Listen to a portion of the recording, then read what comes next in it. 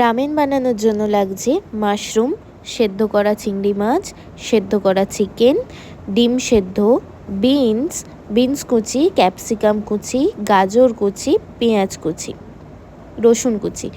প্রথমে কড়াই সাদা তেল দিয়ে আমি এখানে 2টো শুকনো লঙ্কা দিচ্ছি।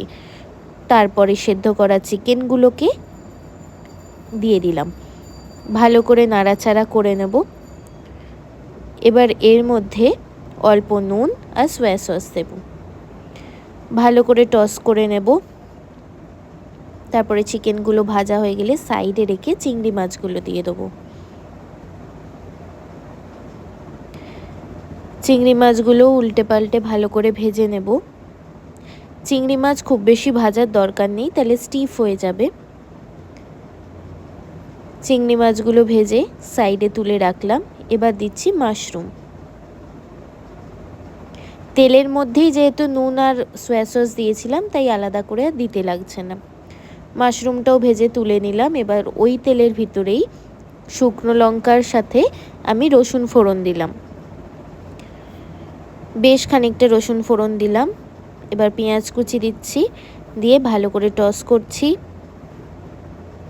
তারপরে যে ভেজিসগুলো রেখেছিলাম সেগুলো দিচ্ছি, বিনস, ক্যাপসিকাম, গাজর ভালো করে ভেজে নিচ্ছি।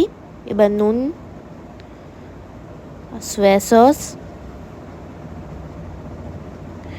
ভিনিগার এগুলো পরিমাণ মতো দিয়ে ভালো করে নেড়ে নেব। সাদা তিল দিলাম।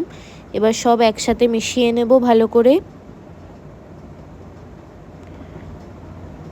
রামেনের মশলা দিলাম, যেটা রামেনের প্যাকেটে ছিল, সেই মশলাটাই পুরোটা দিয়ে দিচ্ছি।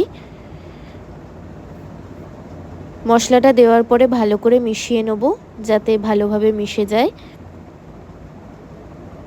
তারপরে আমি জল দিচ্ছি রামেনটা সেদ্ধ হওয়ার জন্য।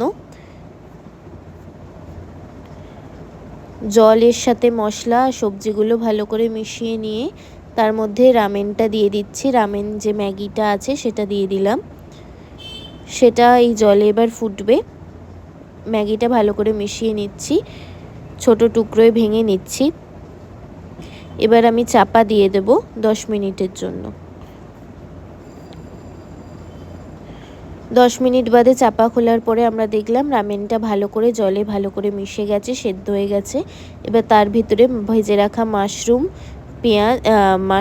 চিকেন আর চিংড়ি মাছগুলো দিয়ে ভালো করে গ্রেভির সাথে মিশিয়ে নেব, যাতে ওগুলোর ভিতরেও ভালো জুসটা ঢুকে যায়। রামেনটা রেডি হয়ে গেছে। কেটে রাখা সেদ্ধ ডিম দিয়ে আমরা একটা ফুল বানিয়ে সাজিয়েছি, আর ওপর থেকে সাদা তেল ছড়িয়ে